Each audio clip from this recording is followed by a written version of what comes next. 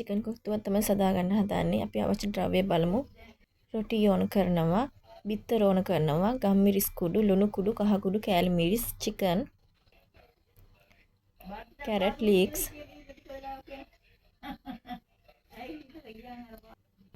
ලොකු ලුණු, කරපිංචා, ඉඟුරු සුදු ලුණු තලා ගන්න ඕන. සෝයා සෝස්, තක්කාලි සෝස්. අපි දැන් බලමු හදාගන්නේ කොහොමද කියලා. හටියකට තෙල් ටිකක් දාගෙන තෙල් ටික රත් වෙනකොට ඒකට එකතු කර ගන්න ඕන අබෑට ටිකක්. ඊට පස්සේ තෙල් ටික කර වෙනකොට අපි ඒකට දා ගන්නවා ජින්ජර් ගාලික්. ඒකටම ලොකු ලුණු ටික එකතු කර ගන්නවා.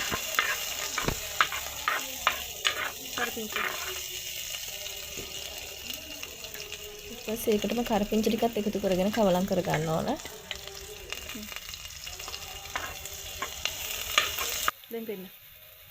ඒකටම බෙදපු 3-5 ටිකක් එකතු කර ගන්නවා.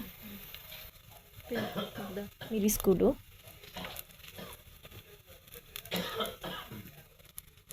ගම් මිරිස් කුඩු, කහ කුඩු එකතු කරගෙන ටිකක් ඒක බෙද ගන්න ඕන. ඊට පස්සේ අපි ඒකට එකතු කර ගන්නවා චිකන් ටික. චිකන් ටික එකතු කරගෙන වතුර ටිකක් දා ගන්න ඕන. මම වතුර ටික දාන එක නම් වීඩියෝ කරලා නැහැ. ඊට පස්සේ අපි ඒකට එකතු කරගන්න ගොරකඩු කෑලි 2-3ක්, ලුණු. හරි මම ඒක හදාගත්තා. හදාගෙන පැත්තකින් තිබ්බා. දැන් මේ හදන්නේ කොත්තුව හදා ගන්න. තෙල් ටිකක් එකතු කර ගන්න ඕනේ. හරි. තෙල් ටික රත් වෙනකොට ඉඟුරු සුදු ලුණු තලාගත් පේස්ට් එක එකතු කර ගන්න ඕන. ඊපස්සේ ඒකටම කරපිංච ටික එකතු කර ගන්නවා.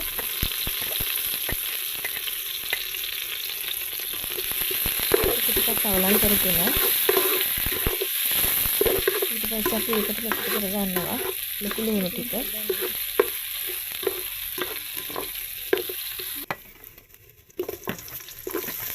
ලොකු ලුණු ටිකත් එකතු කරගෙන ටිකක් අවලං කර ගන්න ඕන. ඊට පස්සේ අපි ඒකට එකතු කර ගන්නවා කැරට් ටික,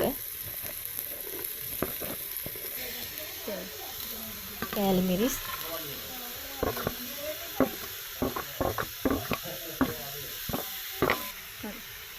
කහ කුඩු, ලුණු කුඩු, ගම් මිරිස් කුඩු ඒක කොට්ටම එකට දාලා කවලම් කර ගන්න ඕන.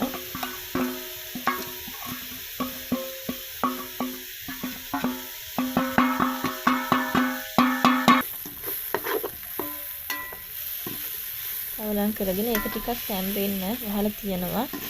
කැරට් ටික තැම්බෙන්න. දැන් තැම්බිලා තියෙන්නේ. අපි දැන් ඒකටම එකතු කර ගන්නවා ලීක්ස් ටික.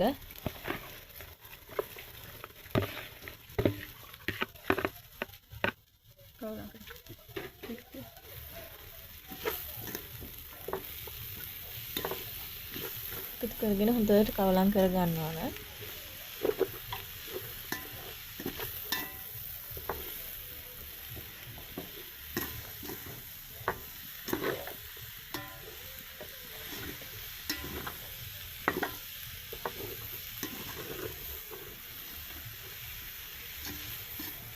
ඊට දාන්නේ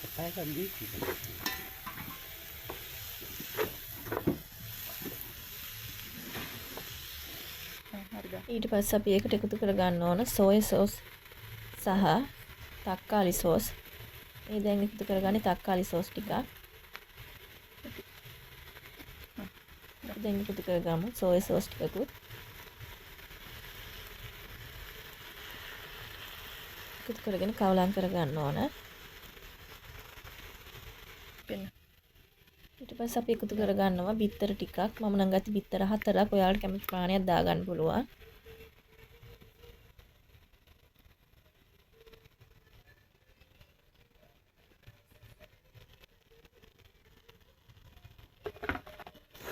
දාගෙන හොඳට කවලම් කරන්න ඕන.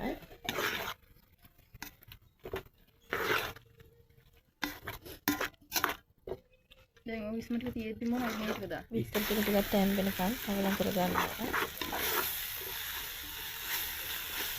ඊට පස්සේ අපි ඒකට එකතු කර ගන්නවා රොටි කෑලි ටික. කොත්තු රොටි කෑලි ටික එකතු කරගන්නවා. මම නම් ගත්තේ කිලෝ 1.5ක්.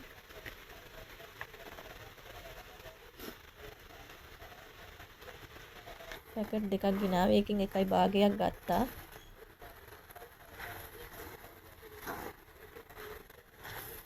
හොඳට දැන් කවලම් කරගන්න ඕන. කොත්තු රොටි කෑලි ටික හොඳට කවලම් කරගන්න ඕන. ඊට පස්සේ අපි ඒකට එකතු කරනවා අර හදාගත්තු චිකන් හොද්ද. චිකන් ටිකත් එකතු කරගෙන හොඳට මික්ස් කරගන්න.